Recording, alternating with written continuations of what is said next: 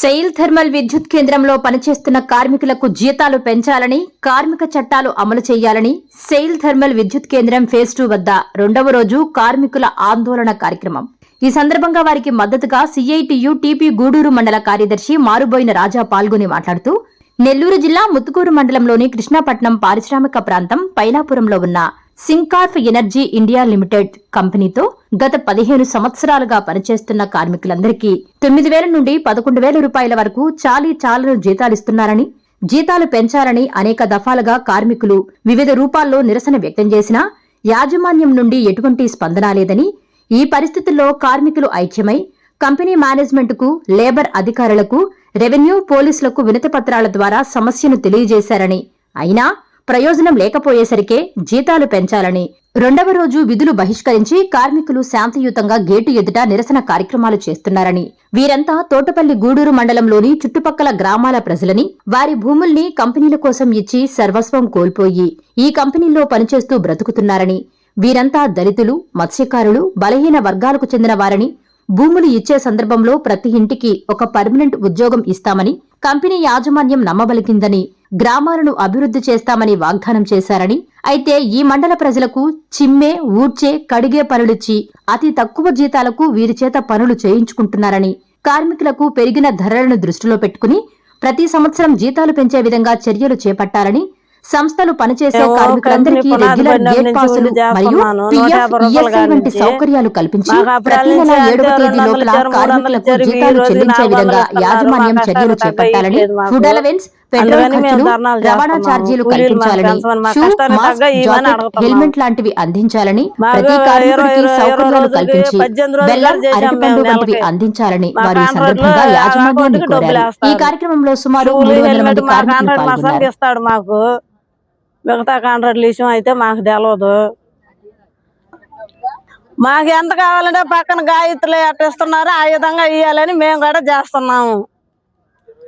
26,000 అంటే వాళ్ళకి అర్థం కాదు. ఇంకా మనం చేసేది దేనికోసం అనేది, ఇన్ని రోజుల నుంచి కష్టపడి ఈ రోజు ప్రయత్నం చేస్తుండేది అంతే కదా. 26,000 ఇవ్వాలనే కదా. డబ్బులో పని చేస్తున్నాం. మా దాంట్లో నుంచి మాకు ఎంత నష్టం వస్తుంది, లోపలికి ఎంత పోతుందో మాకే తెలియకుండా ఉంది. కనీసం మాకు కార్డులు కూడా ఇవ్వట్లేదు.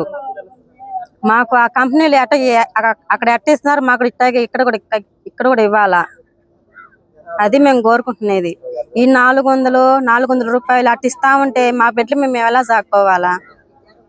6,000 కావాలి మాకు 26 రోజులకి ఇవ్వాలా. తోటపల్లి గూడూరు మండల సిఐటియు కార్యదర్శిని.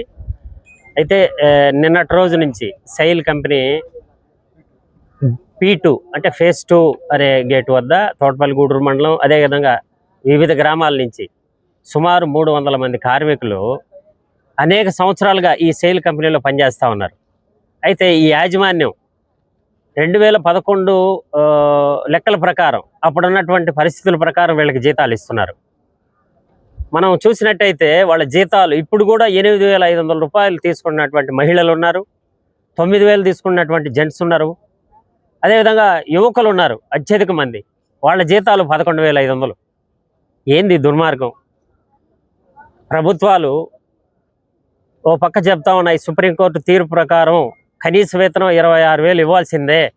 ఎందుకంటే ఆ కుటుంబం జీవించాలన్నా, ఆ పిల్లలను చదివించాలన్నా, వాళ్ళ ఇంట్లో ఆ కుటుంబ సభ్యులు జీవించాలన్నా 26,000 రూపాయలు కావాలని చెప్పేసి ప్రభుత్వాలు చెప్తా ఉన్నాయి ఓ పక్క. కానీ ఈ యొక్క ప్రైవేట్ యాజమాన్యం కాంట్రాక్ట్ వ్యవస్థని మధ్యలో పెట్టుకొని ఈ యొక్క కార్మికుల శ్రమ దోపిడీ చేస్తూ ఉన్నాయి. ఇది దుర్మార్గం అని చెప్పేసి సిఐటియుగా మేము ఖండిస్తూ ఉన్నాం. అయితే ఫేజ్ 2 ఈ గేట్ వద్ద నిన్నటి నుంచి ప్రారంభమైనటువంటి ఈ పోరాటం ఫేజ్ 1 ముత్తుకూరు మండలం, అంటే ఇది ఫేజ్ 1 ఫేజ్ 2గా ఉన్నటువంటి ఈ సెయిల్ కంపెనీ సుమారు 15 రోజులుగా ఆ ఫేజ్ 1 దగ్గర కార్మికులు సుమారు 300 మంది కార్మికులు ఆందోళన చేస్తూ ఉంటే, ఇప్పటికి కూడా యాజమాన్యం దిగొచ్చి వారి జీతాలు పెంచుతామని కానీ, వాళ్ళకి సౌకర్యాలు పిఎఫ్, ఈఎస్ఐ, అలాగే గేట్ పాసులు ఇవన్నీ చేస్తామని చెప్పేసి ఇంతవరకు నిర్దిష్టంగా హామీ ఇచ్చే పరిస్థితి లేదు. కార్మికులు ఆ యొక్క దుమ్ము, ధూళి, ఆ యొక్క బొగ్గు, ఆ యొక్క దుమ్ములో పనిచేసే కార్మికులకి యాజమాన్యం వాళ్ళ ఆరోగ్య రీత్యా వాళ్ళకి అరటిపండు ఇవ్వాలి, బెల్లం గడ్డ ఇవ్వాలి, శనగ ముద్ద ఇవ్వాలి, కనీసం వాళ్ళకి జాకెట్, షూస్, అట్లే వాళ్ళకి సేఫ్టీ మెజర్స్ అనేటివి అనేకం చూపించాలి. కానీ ఈ యాజమాన్యం ఈ యొక్క కాంట్రాక్ట్ వ్యవస్థని మధ్యలో పెట్టుకొని వాళ్ళు ఇచ్చే అతి తక్కువ జీతాలతో ఇంతమంది కార్మికులు కడుపులు కొట్టేదానికి ఆ యొక్క యాజమాన్యం పూనుకుంటా ఉంది. ఇది సరైన పద్ధతి కాదు. అందువల్ల ఈ యొక్క పద్ధతి మార్చుకొని ఈ యొక్క కార్మికుల జీతాలు కనీస వేతనం 26,000 రూపాయలు ఇచ్చేంత వరకు ఈ యొక్క కార్మికులందరూ ఐక్యంగా పోరాటాలకు ముందుంటారని చెప్పేసి ఈ సందర్భంగా తెలియజేస్తా ఉన్నాను.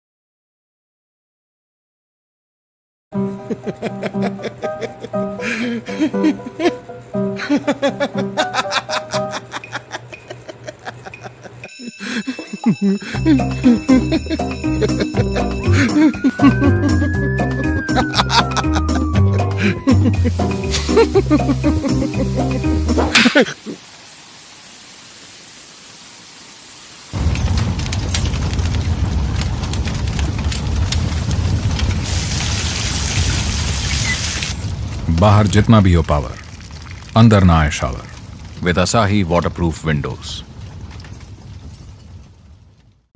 Please subscribe SS News AP.